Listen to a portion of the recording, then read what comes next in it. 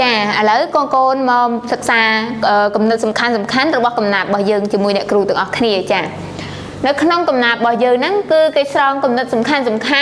គឺមាន2ចំណុចណាកូនណាគឺមាន2ចាតោះគំនិតសំខាន់នៅក្នុងកំណាព្យនេះមាន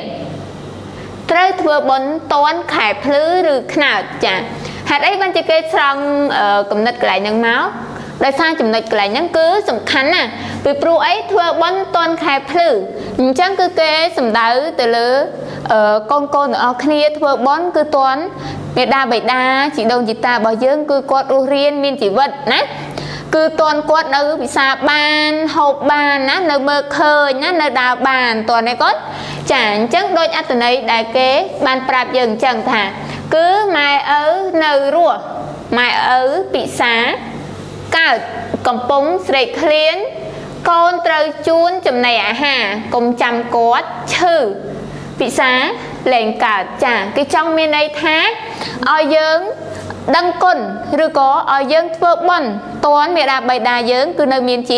ជីវិតអញ្ចឹងពេលគាត់នៅមានជីវិតនេះហើយគឺប្រៀបដូចជាព្រះរស់របស់យើងគឺខែនៅភ្លឺតើណាកូនចានៅមើលឃើញណាកូនណាចាចំណែកឯទី2ធ្វើបុណ្យខែងងឹតចាតើងងឹតគឺមើលលែងឃើញហីមែនទេកូនចាគឺគេចង់សំដៅទៅលើមេដាបៃតាយើងគាត់អស់ជីវិតណាគឺពេលគាត់ស្លាប់គាត់ពិសាលែងកើតគាត់ដើរលែងកោតគាត់មើលលែងឃើញណាកូនណាអញ្ចឹងគឺយើងធ្វើបុណ្យនៅខែងងឹតអញ្ចឹងសួរថាពេលយើងធ្វើបុណ្យខែងងឹតគាត់យើងដឹងថាគាត់ទទួលបានអត់យើងដឹងថាគាត់ពិសាបានអត់បើគាត់ជាអត់ទេមែនទេចាអញ្ចឹងគឺធ្វើបុណ្យខែងងឹតបានន័យថាម៉ែឪបាត់ជីវិតចាយកបាយឲ្យខ្មោចស៊ីម៉ែឪឥតបានប្រយោជន៍ចាអញ្ចឹងគឺគេសំដៅថាពេលដែលលោកមើលលែងឃើញពេលដែលលោកពិសាលែងកើតនេះហើយគឺគេសំដៅទៅលើការធ្វើបុណ្យខែងងឹតតើនេះកូនចាអញ្ចឹងកូនទាំងអស់គ្នាធ្វើបុណ្យតន់ព្រះរស់របស់យើងនៅពិសាបាននៅហូបបានណា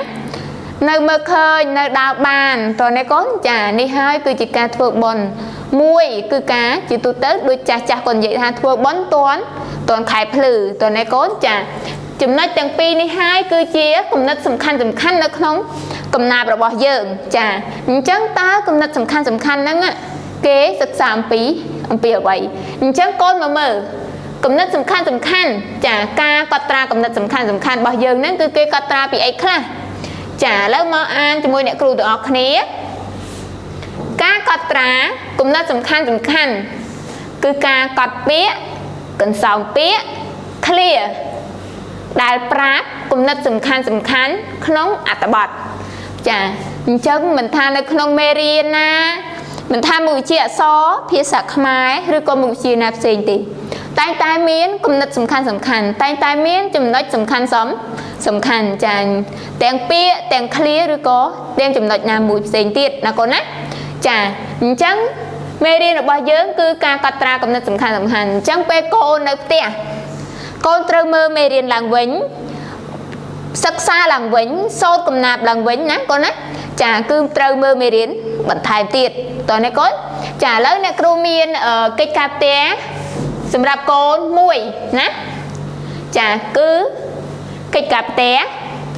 ចូលប្អូនធ្វើលំហាត់ទំព័រទី9នៅក្នុងសៀវភៅពុម្ពភាសាខ្មែរថ្នាក់ទី6ចាអញ្ចឹងកូនមើលសៀវភៅពុម្ពភាសាខ្មែររបស់យើងចានេះគឺជាសៀវភៅពុម្ពភាសាខ្មែររបស់យើងទំព័រទី9ឃើញទេកូនចាអញ្ចឹងកិច្ចការផ្ទះរបស់យើងគឺនៅទំព័រទី9មើលគេដាក់លំហាត់នេះកូនឃើញអត់ចាលំហាត់ចាចូលអាននិងសូត្រកំណាព្យខាងក្រោមរួចកត់ត្រាគំនិតសំខាន់ចាអញ្ចឹងកំណាព្យរបស់យើងហ្នឹងគឺសន្តានចិត្តរបស់អ្នកម្ដាយចាអញ្ចឹងកូនត្រូវកត់ត្រាគំនិតសំខាន់នៅក្នុងកំណាព្យនេះនៅឯផ្ទះតើអ្នកកូនត្រូវធ្វើទាំងអស់គ្នាប៉ុន្តែអ្នកគ្រូនឹងអានឲ្យកូនជាមុនសិនហើយនឹងសូត្រឲ្យកូនស្ដាប់មុននឹងកូនធ្វើលំហាត់នេះតើអ្នកកូនឥឡូវកូនចូលរួមអានជាមួយអ្នកគ្រូទាំងអស់គ្នាណាចាកំណាព្យនេះគឺជាបទព្រហ្មកិត្តចាគឺជាទំនួញរបស់ព្រះព្រហ្មតើអ្នកកូន ចាពេលកូនមកចាប់ផ្ទៃក្នុងហរតីម្ដាយសប្បាយម៉ែតែងខ្វល់ខ្វាយរកឧបាយថែរក្សាធ្វើអ្វីតែងប្រយ័ត្នមិនឲ្យភ្លាត់ខ្លាចប៉ះពៀឲ្យកូនបានសុខជាម្ដាយធានាគំពៀស្ងួនស៊ូនើយព្រោះថ្លើមថ្លៃរងចាំថ្ងៃប្រសោតនួនបានឃើញមុខកូនស្ងួនធ្នមថែធួនព្រោះស្រឡាញ់ចាអញ្ចឹងកូនអានហើយចាំកូនសូត្រណានៅឯផ្ទះតើណាកូនចាឥឡូវអ្នកគ្រូសូត្រឲ្យកូនស្ដាប់សិនណាកូនណាចាពេលកូនមកចាប់ផ្ទៃក្នុងហរតីម្ដាយសប្បាយម៉ែតែងតែខ្វល់ខ្វាយរកឧបាយថែរក្សាធ្វើអ្វីតែងប្រយ័ត្នមិនឲ្យភ្លាត់ខ្លាចប៉ាំងពីឲ្យកូនបានសុខជាម្ដាយធានាគំពៀស្ងួនស៊ូនើយព្រោះថ្លើមថ្លៃរងចាំថ្ងៃប្រសោតនួនបានឃើញមុខកូនស្ងួនធ្នមថែធួនព្រោះស្រឡាញ់ចាអញ្ចឹងសង្ឃឹមថាកូនពេលនៅផ្ទះកូនសូត្រឡើងវិញណាកូនណាបន្ទាប់មក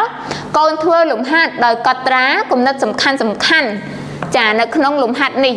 អញ្ចឹងអ្នកគ្រូសង្ឃឹមថាកូននឹងធ្វើបានត្រឹមត្រូវនិងល្អទាំងអស់គ្នាហើយអ្នកគ្រូក៏អរគុណកូនផងដែរដែលបានចូលរួមសិក្សាជាមួយអ្នកគ្រូព្រមទាំងអានមេរៀននិងសូត្រកំណាព្យជាមួយអ្នកគ្រូផងដែរអញ្ចឹងកុំភ្លេចអនាម័យសុខភាពណាដោយលាងដៃជាមួយទឹកអាល់កុលនិងសាប៊ូទាំងអស់គ្នាណាកូនណាចាអរគុណច្រើនណា